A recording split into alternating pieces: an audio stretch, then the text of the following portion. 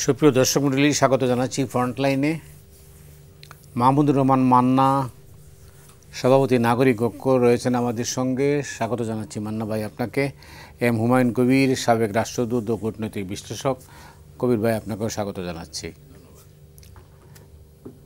মান্না ভাই, আপনাকে দিয়ে শুরু করতে চাই। সেটা হচ্ছে যে রাজনীতির খেলায় বাংলাদেশ ক্লান্ত, আপনি কীভাবে দেখছেন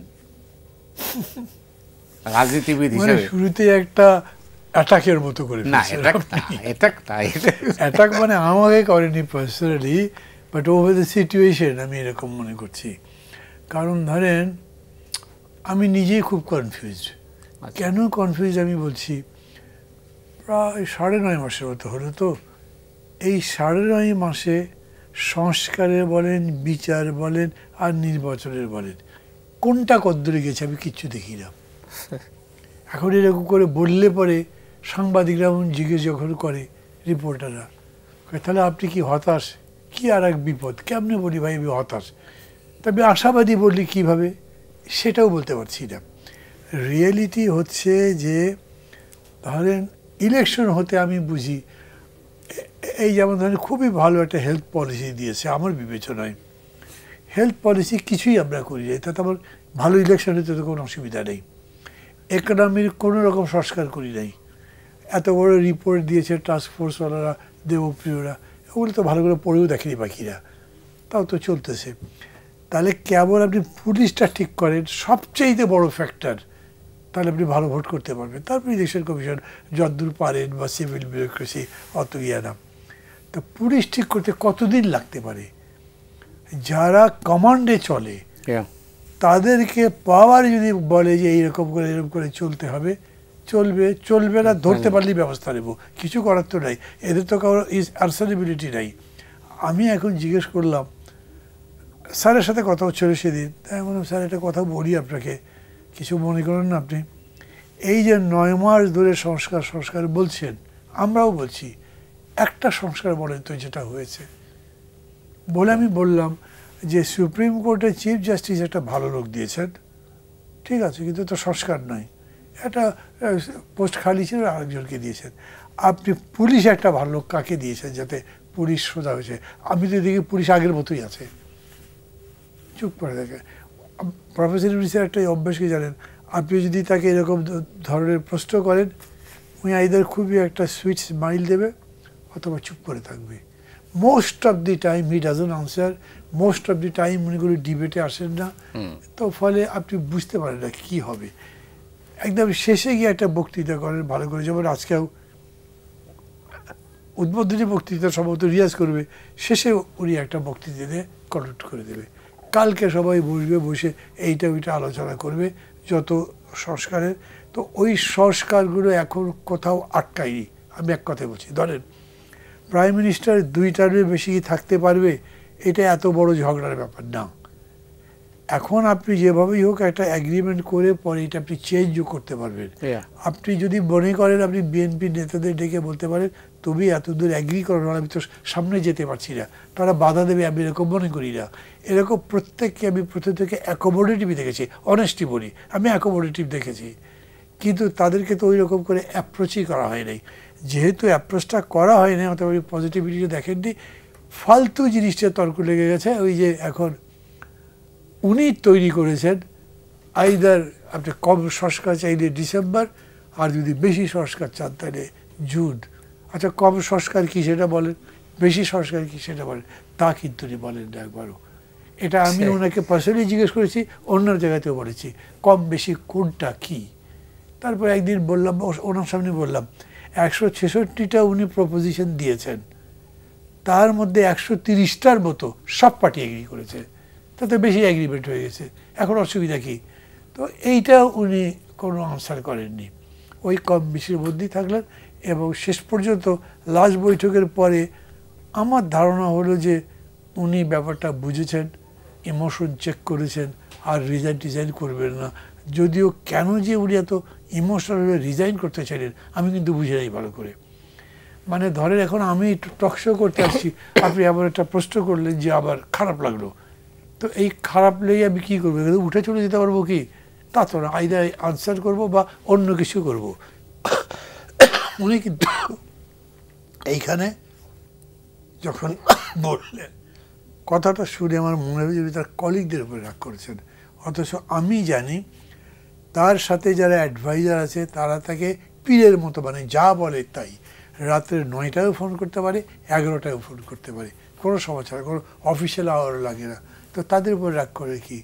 তো আমি না কে তো আপনি সে রিজাইন করতে চেয়েছি, এই যে কিছু করতে পারছি না, সংস্কারের কথা ভেবে আসলাম কিন্তু কিছু করতে পারছি না।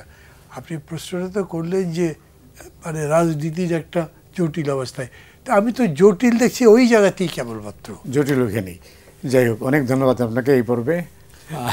কবির ভাই, যেটা আমি যেটা জিজ্ঞেস করেছিলাম উনি তো আমার উপরে, যেহেতু রাজনীতিবিদ, রাজনীতির খেলায় এই আমরা তো এত কিছু বুঝি না, যারা রাজনীতিবিদ তারা হয়তো ভালো বুঝবেন। আপনি তো ডিপ্লোমেসি, আপনি যেহেতু ডিপ্লোমেসি মাস্টার, আপনি কীভাবে দেখছেন বাংলাদেশ পরিস্থিতিটাকে? 2-3টা পয়েন্ট বলবো। ধন্যবাদ আপনাকে। জি। একটা হচ্ছে যে বাংলাদেশে ধরেন, বাংলাদেশের মানুষ বলেন, বাংলাদেশের ভেতরে বলেন, বাইরে বলেন, জি, বাংলাদেশে আমরা একটা স্টেবিলিটি দেখতে চাই কিন্তু, কারণ একটা বেশ বড়সড় একটা ঝাঁকুনির মধ্য দিয়ে আমরা পার হয়ে আসছি, এবং এই ঝাঁকুনি থেকে উত্তরণের জন্য যেটা মান্না ভাই বললেন, আমরা এমন একটা ব্যবস্থা চাই যে ব্যবস্থায় আবার বারবার এই ধরনের ঝাঁকুনিতে যেন আমরা না পড়ি।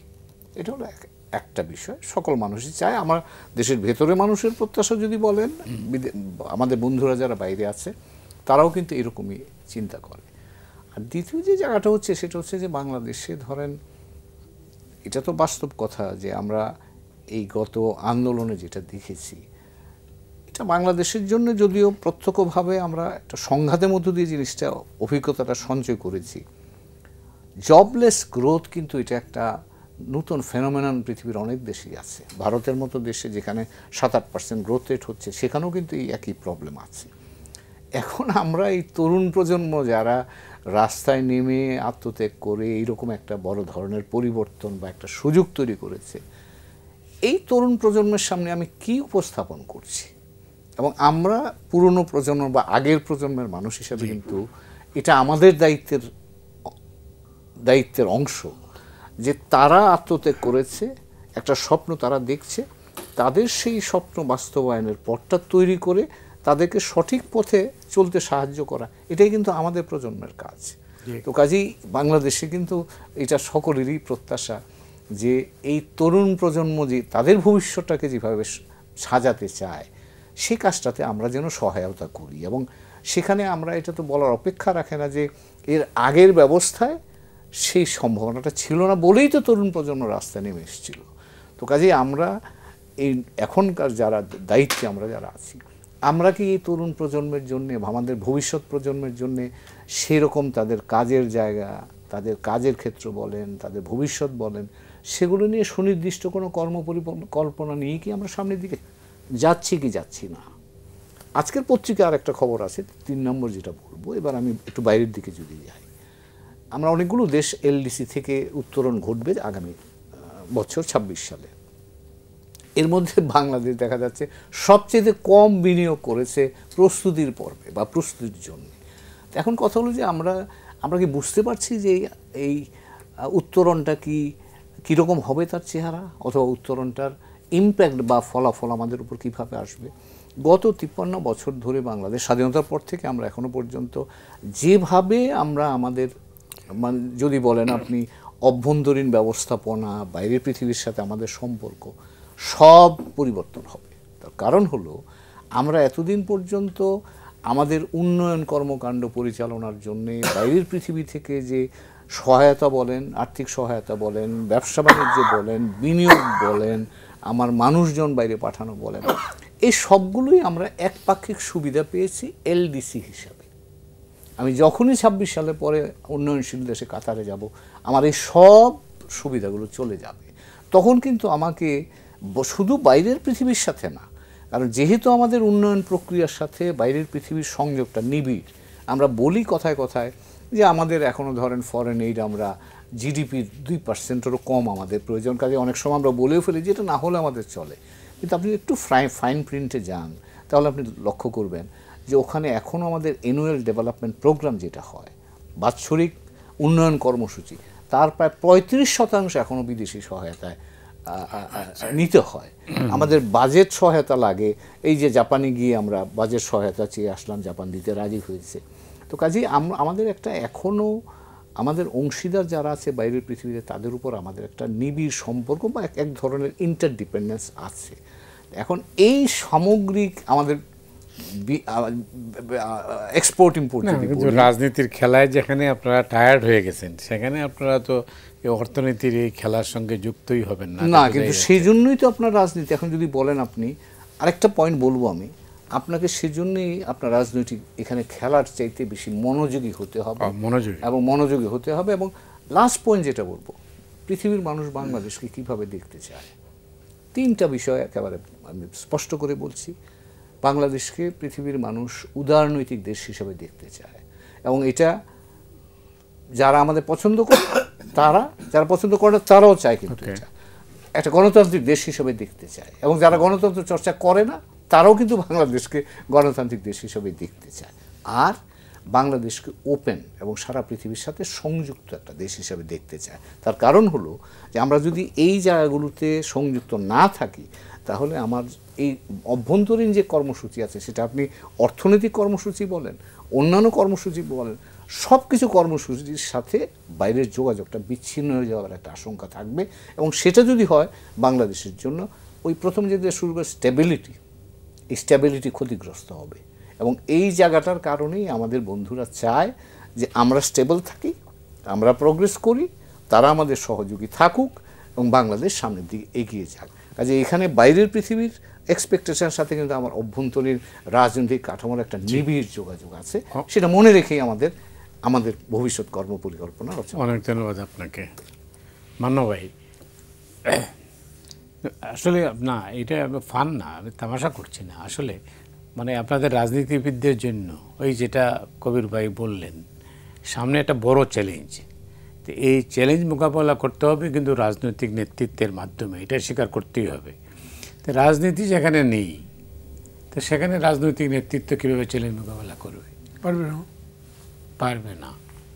মানে আপনি যেভাবে প্রশ্ন করেছেন তার স্ট্রেইট আনসার এইটা। দেখেন মান সাহেব যেটা বলছেন না, প্রথমেই বলেছিলেন এই যে নতুন প্রজন্মের কাছে আমাদের কি মেসেজ বা তাদেরকে আমরা কি দেখাচ্ছি। আপনি বলেন 52 থেকে এই পর্যন্ত বাংলাদেশের ইতিহাস মানে ছাত্র আন্দোলনের ইতিহাস, কোনোবার তো ছাত্ররা গিয়ে মন্ত্রী হয় নাই, এখন মন্ত্রী বানিয়ে দিলেন কেন? এবং মন্ত্রী হবার পরে তার সামনে আপনি কি ইতিহাস দেখাবেন? মন্ত্রী হওয়ার পর থেকে একটা আপনি প্রধানমন্ত্রী হবেন, এরপরে আপনি এই ধরনের সংগ্রাম করেন, তো সবগুলো প্রধানমন্ত্রী যাওয়ার লড়াই লাগিয়ে দিলে কি হবে? আপনি তাকে রাজনীতির জিনিসটা যদি না শেখান, আমি মতি ভাই আপনাকে একটা কথা বলি, আমি খুব এই কথা বলতে খুব আনন্দ বোধ করি। 72-73 না 72 না 73-74 বাংলাদেশের সবচেয়ে বড় সংগঠন ছাত্র সংগঠনের সেক্রেটারি ছিলাম আমি। সেই সেক্রেটারি থেকে প্রেসিডেন্ট হয়েছিলাম, ডাকসুর ভিপি হয়েছে। মানে তখন আজকে যে ছাত্রদের কথা বলা হয় না, তরুণ প্রজন্ম সব এক হয়েছে ইত্যাদি ইত্যাদি, ওর চেয়ে অনেক বড় ছিলাম আমরা তখনকার ভলিউমে, প্রপোর্শনেট ওয়েতে। আমাদের মাথায় কোনো সময় এটা আসে না যে আমাদেরকে মন্ত্রী হতে হবে, মন্ত্রী এমপি হতে হবে। এমনকি আমাদের দলের মধ্যে নিয়ম ছিল যে ছাত্রলীগ করে সে যদি এমপি মনোনয়ন চায় তাহলে ও ছাত্রত্ববাদ হয়ে যাবে, ও আর ছাত্রলীগ করতে পারবে না। এরকম কারো কারো হয়েছে যারা দুই দিকে লোভ করতে গেছে, কোনোটাই ধরতে পারি। তারপর ফেরদৌসের কথা বলে আছে হয়তো। তো এই রকম হয়েছে, কারণ কি আমাদের নেতৃত্ব শিখিয়েছে যে তোমাদেরকে এখন এই কাজগুলো করতে হবে। রাজনীতি যেটা আছে এখন, যারা নেতৃত্বে আছেন দেশের, সরি টু সে যে তারা তো এই রাজনীতিটা শেখাচ্ছে না। ধরেন একজন উপদেষ্টা এরকম করে চট করে বলে দিচ্ছে, এত সংস্কারের জন্য আমাদের উপর চাপ দেয়, তো তারা এই 35 বছর 55 বছর ধরে কী করেছে? আচ্ছা ভারতের কথা শুনে আমার মন খারাপ হয়ে যায়, বিকজ আমি এই 53 বছর 54 বছরে কোনোদিন ক্ষমতায় ছিলাম না, আমি সংস্কার কী করব? ক্ষমতায় ছিল 2-3টে পার্টি, তাদের যদি জিজ্ঞেস করে তাহলে একটা বাড়ে। তারপরেও আছে সংস্কার যদি ওরকম বলেন, তো বাংলাদেশ ছিল প্রেসিডেন্সিয়াল সিস্টেমে, গেল পার্লামেন্টারি সিস্টেমে, এগুলো সংস্কার। বাকি ওই যে আমি একটু আগে বলছিলাম যে আপনার ওই এসপি বলতে দিলেন, ডিসি বলতে দিলেন, এগুলো সংস্কার বলে না। টোটাল অ্যাডমিনিস্ট্রেশন একটা মানে প্রজেক্ট নিয়েছেন যে এই অ্যাডমিনিস্ট্রেশনে এই জায়গাতে ফ্ল আছে, এইটার কারণে ডেভেলপমেন্ট হতে পারছে না, এটাকে এইভাবে রেকটিফাই করলে আমি একটা বড় গতি পাবো। আপনি তো সেরকম কিছুই করেননি এখন যারা আছে। ঠিক সেইভাবে দেখেন যদি, তাহলে ওনাদের কাছ থেকে এই জিনিসটা পাওয়া মুশকিল। ডক্টর ইউনূস নিজেই বলেন যারা যারা আমার উপদেষ্টা পরিষদে আছে তারা নিজের কর্মক্ষেত্রে খুব সাকসেসফুল। তার মানে বাকিটা ইমপ্লয়, যে এখন যে কাজের ক্ষেত্রে আছি ওটা নিজের কর্মক্ষেত্র নয় এবং সেখানে সাকসেসফুল হতে পারছেন না। উনি কি পলিটিশিয়ানদের দিচ্ছেন, সাজেশন নিচ্ছে না, কাউকে ডেকে কথা বলেন নাই, কোনো একটা ক্রাইসিসের সময় কেবল ইস্যু ভিত্তিক ডেকেছেন, এখন পর্যন্ত ডাকেননি। যে জিনিসটা যে হতাশার কথা বললেন আপনি, আপনাদের এক ধরনের হতাশাই ব্যক্ত করছেন, কিন্তু এই রাজনীতি পাল্টে যাবে, নতুন রাজনীতি বাংলাদেশে চালু হবে, সেই প্রত্যাশায় কিন্তু মানুষ রাস্তায় নেমেছিল। সেই সম্ভাবনা তো ছিল, তো সেই সম্ভাবনা উবে গেল কেন? মানে সেটা একটা অমিত ব্যাপার, আমি নিজে বিস্মিত। আচ্ছা, মানে মানুষ যেরকম করে জীবন দেয় এরকম আমি তো কোথাও দেখি নাই। না, এইটা শুধু বাংলাদেশ বলে পৃথিবীর জায়গায় ধরেন মিছিল চলছে, পুলিশ গুলি করেছে বা আর্মি গুলি করেছে, 2-4টা লোক মারা গেছে, তারা জানতো না যে তাদের মৃত্যুবরণ করতে হবে, কিন্তু এইবারে নিজে বুক চিতিয়ে দাঁড়িয়ে গেছে, মারো দেখি কত বাড়তে পারো। এবং আমি দেখলাম কি যে মিছিল চলছে, গুলি হচ্ছে, পেছন থেকে ছেলেমেয়েরা বলছে এগো, পেছনে পুলিশ, সামনে বাংলাদেশ। এগুলো সোজা কথা নাকি মতি? মানে এটা মানে ভাবলে গায়ে এখনো কাটা দিয়ে ওঠে যে কি জিনিস করেছে। এবং ওরাই ধরেন এই কোটা দিয়ে শুরু করলো, এই স্বেচ্ছাচারের স্বৈরাচারের অপসারণের দাবি তুললো, যখন সেটা প্রায় কাছে এসে গেছে তখন তার দেশ বদলাবার স্লোগান দিল। মানে ফেজ ওয়াইজ অদ্ভুত। আমি এক কথাই বলতে পারি, I feel proud of this boys girls যারাই আছে করেছে। তো এটা দেখে আমার মুগ্ধ হওয়ারই তো কথা, এবং আমি এখনও মুগ্ধ। কিন্তু এটাও ঠিক, মানে অনেক বড় বড় সুযোগ তো এরকম করে নষ্ট হয়ে যায় যদি তাকে পরবর্তীতে আপনি গাইড না করতে পারেন। কোনো জিনিস যদি গতি হারায় তাহলে সে আর জীবনের মধ্যে থাকে না, ওটা মৃতর মতো হয়ে যায়। তো আমরা প্রচণ্ড গতিতে যে থমকে গেলাম, তারপরে গতি পেলাম না, তাহলে ওটা ওইখানেই শেষ হয়ে গেল। তাই হয়েছে। অনেক ধন্যবাদ আপনাকে। অনেকে তাই এই অবস্থায় ফ্রাস্ট্রেশন অনেকের মধ্যে আছে, অনেকে তাই বলেন যে এটা স্বপ্নের মৃত্যু হলো। আমরা যদিও এটা এখনও স্বীকার করি না, যে আসলে বলি না যে আসলে মৃত্যু হয়ে গেছে, কিন্তু আপনি তো মানে কূটনীতির ভাষায় এটাকে কীভাবে দেখছেন? ধন্যবাদ আপনাকে। আমি এতটা হতাশ হতে চাই না। তার কারণ হলো আমার দিক থেকে আমার মানে বাংলাদেশকে দেখবার হয়তো ভিন্নভাবে দেখছি, এটুকুই হবে আমার নিজের ব্যক্তিগত অনুভূতি। বাংলাদেশের ইতিহাসের কারিগর এবং নেতৃত্বের কারিগর কিন্তু এদের সাধারণ মানুষ। আপনি লক্ষ্য করেন ওরা কিন্তু কখনো ভুল করেনি, সঠিক সময় সঠিক সিদ্ধান্তটা কিন্তু দিয়ে গেছে। ভুলটা আমাদের উপর লেভেলে হয়। তো কাজেই বাংলাদেশের ব্যাপারে আমার আশাবাদের জায়গাটা হচ্ছে এই দেশে যতদিন মানুষ আছে ততদিন এই দেশের ভরসা আছে, এই দেশের আশা আছে। এবং আমি এখন যেটা আমরা একটা স্থবিরতা যদি বলেন বা প্রত্যাশার বিপরীতে যথেষ্ট পরিমাণে অগ্রগতি হয়তো দেখছি না, কিন্তু আমার কাছে এখনো মনে হয় যে আশা শেষ হয়ে যায়নি। তার কারণ এদেশের মানুষ কি চাইছে তার তো প্রমাণগত 7-8 মাসে আমরা পথেই দেখেছি। এবং সেটা শুধু ঢাকায় তা না, কিন্তু সারা দেশে। আমি নভেম্বর ডিসেম্বরে বাংলাদেশের প্রায় 8টা জেলায় ঘুরেছি। ওই পর্যায়ের জেলা বা উপজেলা পর্যায়ের এই তরুণ প্রজন্মের কাছ থেকে যে কথা, যে তেজ, যেই বলিষ্ঠতা আমি দেখেছি, সেটা কিন্তু আমাকে আশান্বিত করে। তো কাজেই আমার ধারণা যে এখন আপাত দৃষ্টিতে আমরা যদি বলেন নীতি নির্ধারণী পর্যায়ে আমরা খানিকটা হতাশা। না, কিন্তু ভুলটা কোথায়? এই পর্যন্ত যেটা নিয়ে আমরা যেটা বলছি, একটা নিশ্চয়ই কোথাও একটা গোলমাল আছে, না হলে তো আজকে এই পরিস্থিতি হতো না। ভুল বা গোলমাল বলবো না, সেটা হচ্ছে আমরা দুটো জিনিস, একটা হচ্ছে যে আমরা একটা প্রচণ্ড রকমের বড় আশার প্রেক্ষাপটে কিন্তু এই যাত্রাটা শুরু হয়েছে, এবং সেই আশা যখন বেশি আশা থাকে তখন কিন্তু আপনার পারফরমেন্সটাও বেটার, নর্মাল পারফরমেন্সের চাইতে বেশি করতে হবে, যেটা একটু আগে মান্না ভাই বলছিলেন যে আপনি যদি সংস্কার করতে চান তাহলে ভিজিবল সংস্কার হতে হবে, একটা লোক বদলি করে ওঠে না, পদ্ধতিগত পরিবর্তনটা আমরা দেখতে চাই। এবং সেখানেও কিন্তু ধরেন এই যে আজকে বাজেট হচ্ছে, এখন এই বাজেট হচ্ছে, এটা নিয়েও অনেক রকমের ইতিমধ্যে বাজেট ঘোষণা করা হয়েছে, এটা নিয়েও কথাবার্তা হচ্ছে যে আমরা পুরনো কাঠামোর মধ্যেই আমরা এখনো ঘুরছি। তো আমি এখন শুনিনি, কিন্তু আমি আশা করি যে এই বাজেটের মধ্যে এই নতুন প্রজন্মের জন্যে কর্মসংস্থানের সুযোগ থাকবে, এখানে শিক্ষাতে বেশি বিনিয়োগ আসবে, স্বাস্থ্যে বিনিয়োগ আসবে, বাংলাদেশের উত্তরণের জন্যে প্রস্তুতিমূলক জায়গায় বেশি বিনিয়োগ থাকবে, সাধারণ মানুষের জীবনমান ইনফ্লেশনের কারণে যে জীবনমানের উপর চাপ পড়ছে সেটা কমবে। তো সেই জিনিসগুলো তো সাধারণ মানুষের প্রত্যাশা তো তাই, এবং সেখানে সম্ভব হলে কাঠামোগত পরিবর্তনের কোনো ইঙ্গিত যদি থাকে সেটাই তো আমরা প্রত্যাশা করি। কিন্তু এখন এটাও সত্যি কথা আমরা মানি বা মানতে হয়, সেটা হচ্ছে একটা কাঠামো পরিবর্তন কিন্তু একটা বড় কাজ, এবং সেটা সবসময় যে করা যায় তা না। মানা ভাই, আমরা তো ৭১-এর মানুষ, আমরা ৭১-এ, তো আপনিও ৭১-এর মানুষ, তো আমরা তো ৭১-এর স্বপ্ন, অনেক বড় স্বপ্ন দেখেছিলাম, কিন্তু এই ২৫ সালে এসেও কিন্তু ওই ৭১-এর যে কথা, সাম্যের কথা, না সামাজিক ন্যায় বিচারের কথা, মানবিক মর্যাদার কথা কিন্তু এখনও আমাদের বলতে হচ্ছে। কেন বলতে হচ্ছে? কারণ আমরা সেই জায়গাটা, সেই লক্ষ্যে পৌঁছতে পারিনি এখন পর্যন্ত। তো আমি আশা রাখি মানুষের, এই দেশের মানুষ কথা বলেছে, আমার ধারণা কেউ যদি পথ খুঁজতে চান আমি কোথায় যাওয়া দরকার, তাহলে ওই মানুষগুলো কিন্তু আমাকে বলে দিচ্ছে আমার লক্ষ্যটা কোথাও কী হওয়া উচিত। অনেক ধন্যবাদ মান্না ভাই। এটা অনেকেই বলে থাকেন যে দেশটা এখন এটা উল্টো পথে যাত্রা করছে, লক্ষ্যহীন কিন্তু উল্টো পথে যাচ্ছে। আপনার কি মনে হয়? এটা একটু ব্যাখ্যা বুঝতে হবে, আমরা বলতে পারবো না আমি, কিন্তু তার আগে একটা কথা বলি, তাতে হয়তো আপনার এই প্রশ্নের জবাবের খানিকটা আসবে। মানে জানেন, কবিতার মতো কিছু কথা বলে না, দ্বিতীয় স্বপ্নের মৃত্যু, প্রথম স্বপ্ন এবং দ্বিতীয় আর একটা কিছু এরকম বলে। তো আমি ধরেন এরকম করে যদি দেখি, তো পরপর ৩টা-৪টা স্বপ্ন দেখেছি আমরা, সবগুলোর মৃত্যু হয়েছে।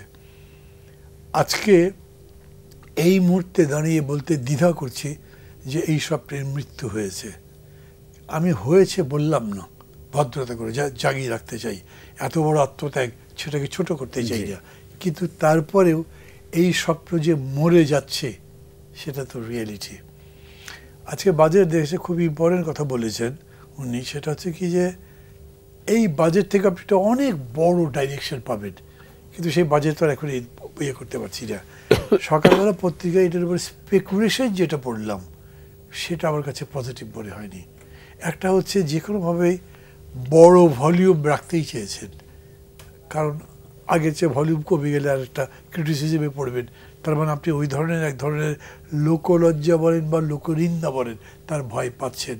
কিন্তু তারপরেও এই বাজেটকে মানে একটা ইফেক্টিভ বাজেট করা, যেটা অন্যান্য অর্থনৈতিক প্যারামিটারগুলোকে স্যাটিসফাই করতে পারে, ডেভেলপ করতে পারে, সেই রকম খুব কোনো ডিরেকশন নাই। বাট আমি একদম খণ্ডিত কথা বলতে চাই না।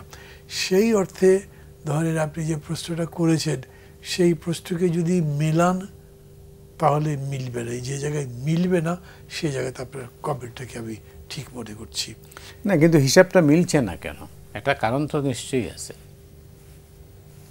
মানে এটা বলাও খুব মুশকিল, কারণ ধরেন না মেলার তো কারণ নেই। আমি দেখছি ধরেন আজকে ২ তারিখ, ৭ তারিখে কোরবানি ঈদ, আমি এখন পর্যন্ত পত্রিকাতে দেখলাম না যে কোরবানির গরু বা পশুর দাম বেড়েছে। আমি বিভিন্ন মফস্বলের পশুর হাটের খুব নেগেটিভ রেজাল্ট পাচ্ছি না। গত ঈদের সময় বেশ কিছু পজিটিভ ফেনোমেনা দেখেছিলাম। এইবার আমি দেখছি এই গভর্নমেন্ট, মেবি প্রফেসর ইউনূস এটা ভালো বোঝেন বলেই পারেন, এটা হয়তো অন্যরা বোঝেন বা তাদের ইন্টেনশন ভালো ছিল না। সেটা হলো কীরকম, দেশীয় পণ্য যা আছে ভ্যাট তুলে দিয়েছেন। দুটো একটা দোকানদারকে আমি জিজ্ঞেস করে দেখেছি কি অবস্থা এখন, কয় না স্যার আমাদের প্রফিট থাকছে কিছু, মানে ভ্যাট তুলে দেবার পরেও তার প্রফিট থাকছে, তা আমি যে কনজিউমার আমার তো দাম কমে গেছেই।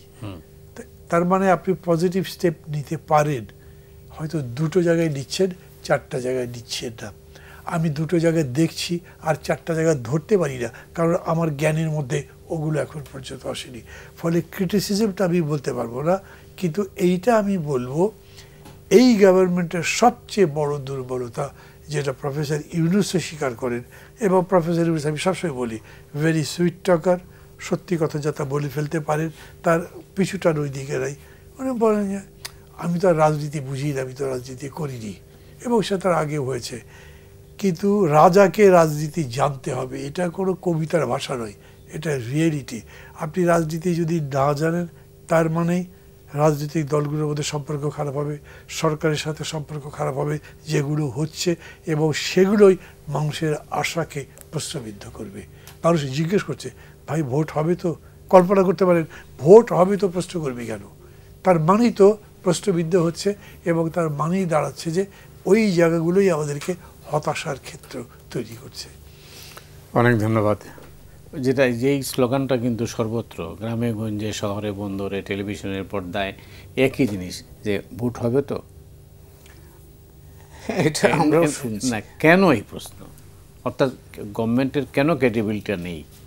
মান্না ভাইয়ের কথার সূত্র ধরে যদি বলি, any governance is by nature political. তো কাজেই আপনি সরকার যখন হবেন, যে সরকারই হোক, তাকে তার জনগণের কাছে যোগাযোগের মাধ্যমটাই রাজনীতি। এটাকে এটা এর বাইরে কোনো রাস্তা নাই। তো কাজেই আপনি সরকারে থাকলে আপনাকে রাজনীতি বুঝতে হবে, রাজনীতিটাকে ম্যানেজ করতে হবে যদি বলি আমরা। এবং এখানেই আমার ধারণা, যেটা আমার মান্না ভাইয়ের কথা শুনে যেটা মনে হলো, বা বাইরে পত্রপত্রিকায় যেটা দেখি, সেটা হচ্ছে এখন অর্থনৈতিক দিক থেকে কিন্তু আমরা একটু একটু করে আগাচ্ছি, ইনফ্লেশন একটু একটু করে কমছে, গত রোজাতে মানুষজন জিনিসপত্রের দাম বাড়েনি, এখানে উদ্যোগগুলো কাজ হচ্ছে।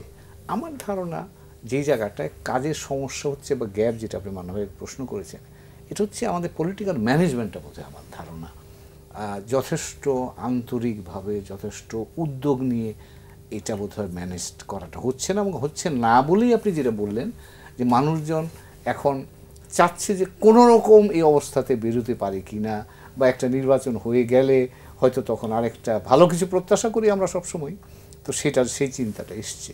তবে আমি মনে করি যেটা মানুষগত আমরা যা দেখেছি নিজেদের অভিজ্ঞতায়, প্লাস জুলাই আন্দোলন বা আগস্ট আন্দোলনের মধ্য দিয়ে, বাংলাদেশের মানুষ কিন্তু আগের মতো অবস্থা দেখতে চায় না। তারা একটা অন্তত টলারেবল, একটা সাস্টেইনেবল জায়গায় যেতে চায়, এবং বাংলাদেশের ভালো কিছু ঘটুক সেই প্রত্যাশা নিয়ে এত মানুষের আত্মত্যাগ। এবং এখন যারা দায়িত্বে আছেন তাদের কিন্তু তাদের উপর দায়িত্ব এটা সেই ক্ষেত্রটা তৈরি করা, এবং সেই ক্ষেত্রটা তৈরি করতে গেলে যেটা বললাম সেটা হচ্ছে উদ্যোগ লাগবে, আন্তরিকতা লাগবে।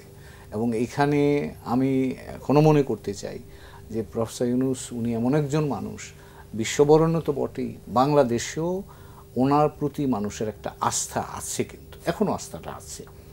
তিনি যদি উদ্যোগ নেন, তিনি যদি সবাইকে নিয়ে বসে একটা সমাধান খুঁজতে চেষ্টা করেন, আমি এখনও বিশ্বাস করতে চাই বাংলাদেশের রাজনৈতিক দল বলেন কেউ ওনার মুখের উপরে হয়তো এমন কোনো কথা বলবে না যে কথা ওনার সম্মানহানি হয়।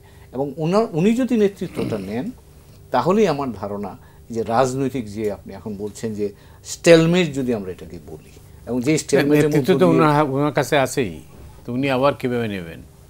সরি, নেতৃত্ব তো ওনার কাছে আছে, সেটাই বলছি। এবং সেই জন্যই ওনাকে লিড দিতে হবে, উনি সবাইকে নিয়ে বসে এই পথ তৈরি করতে হবে সামনে। আইনের শাসন, আচ্ছা আইনের শাসন পরে বলে, তার আগে ছোট্ট দুইটা কথা বলে দিই। মানে হুমায়ুন সাহেব বললেন যে তার রেফারেন্স ধরে দেশে গ্যাসের খুবই ক্রাইসিস, ভয়াবহ, ফ্যাক্টরিগুলো চলছে না, চলমান, জি চলমান না, ফ্যাক্টরিগুলো চলছে না। তারপরে ধরেন যে পাওয়ারেরও ক্রাইসিস হয়েছে, এবং এইটা গভর্নমেন্ট হ্যান্ডেল করতে পারছে না। রিলেটিভলি খেয়াল করেন, ভারতের কয়েকটা রাজ্যে আপনার গ্যাসে সাবসিডি দেওয়া হচ্ছে, পাওয়ারের সাবসিডি দেওয়া হচ্ছে, যাতে তারা they can remain more competitive. তো আমাদের আছে কি, সবচেয়ে বড় জিনিস আছে গার্মেন্টস। সেটা গার্মেন্টসের ব্যবসায়ীদের সাথে কথা বলে দেখেন, দে আর ফ্রাস্ট্রেটেড, মানে টু এনি এক্সটেন্ট, যে ভাই আমরা 3 বছর পরে থাকবোই না, এরকম মনে করছে। এখন এই যে কথাটা বলছে, এইটা যখন আমি বলবো, আমার কথা শুনে আরও অন্যরা হতাশ হতে পারে, কিন্তু আমি মনে করি ওই হতাশ হওয়া ভালো। আপনি ডার্কে খুব আশাবাদী, ছটফট করছেন, খুব টকবক করছেন, ওর তো কোনো মানে নাই।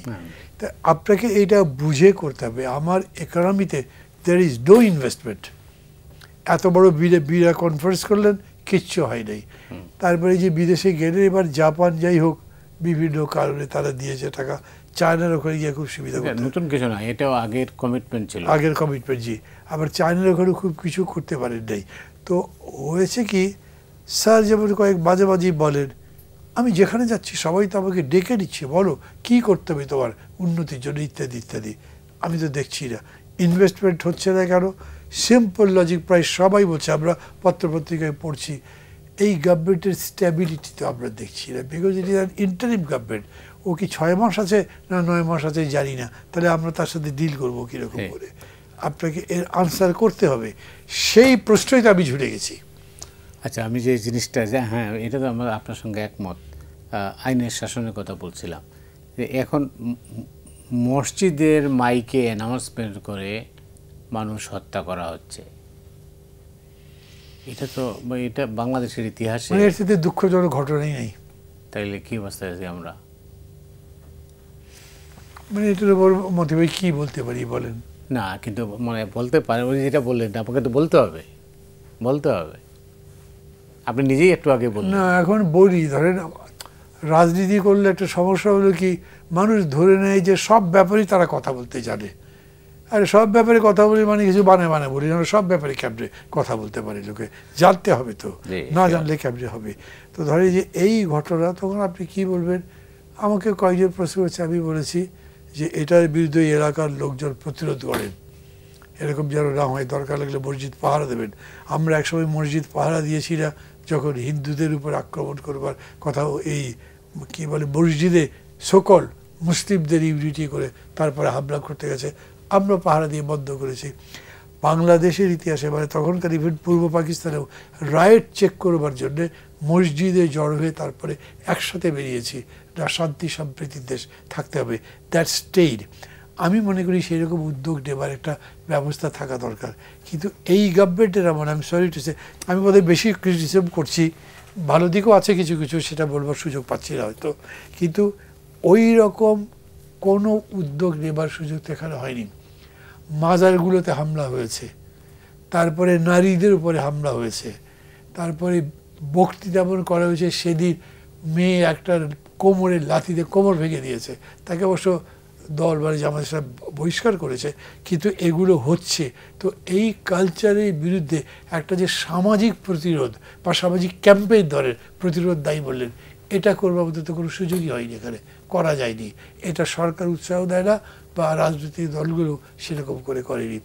আমি মনে করি এই জিনিসগুলো হওয়া দরকার। সোশ্যাল ওয়ার্কস সবসময় নেসেসারি। যারা মনে করেন যে সামাজিক কাজ করলে বোধহয় এটা বিশৃঙ্খলা তৈরি করে, দে আর রং। অনেক ধন্যবাদ আপনাকে পুরী ভাই, আমরা প্রায় শেষ করবো, 3 মিনিটের মতো সময় আছে হাতে। রাইট, আমি 2-3টা কথা বলি, শেষ করি। বলেন প্লিজ। মান্না ভাই যে কথাটা বললেন, আপনি যে প্রশ্ন করেছেন, politics is the master art, এটা এখান থেকে শুরু হয়। গভর্নেন্সটাও তাই। কিন্তু আপনি যে মব ভায়োলেন্সের কথা বলছেন, এই mob violence is a function of the gap at the top. যতক্ষণ পলিটিক্সটা আপনার ঠিক না হবে, ততক্ষণ আপনি এই জিনিস বন্ধ করতে পারবেন না। কাজে এখানে কিন্তু পলিটিক্যাল ডিসিশনটা খুব জরুরি দরকার, পলিটিক্যাল উইলটা খুব জরুরি দরকার।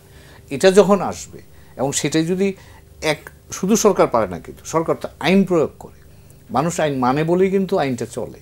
তো কাজে সেই ক্ষেত্রে সরকার যেমন এখানে উদ্যোগ নিতে হবে, অন্যান্য রাজনৈতিক নেতৃবৃন্দ আছেন, দল আছে এবং সামাজিক শক্তি আছে, তাদেরকে সমন্বিতভাবে নিয়ে আসতে হবে। এবং সেটা যদি হয়, তাহলেই কিন্তু আমার ধারণা এই সমস্যা সহ অন্যান্য এরকম উপসর্গ যেগুলো আছে সেগুলি সমাধান খুঁজে পেতে পারবেন। তো কাজেই আমার কাছে প্রধান বিষয় এখন এটা হচ্ছে রাজনৈতিক ঐক্যমত্যটা খুব জরুরি দরকার, এবং এখানে আমাদের সরকার প্রধান যিনি প্রধান উপদেষ্টা মহোদয় আছেন প্রফেসর ইউনূসের লিডারশিপটা খুব জরুরি দরকার।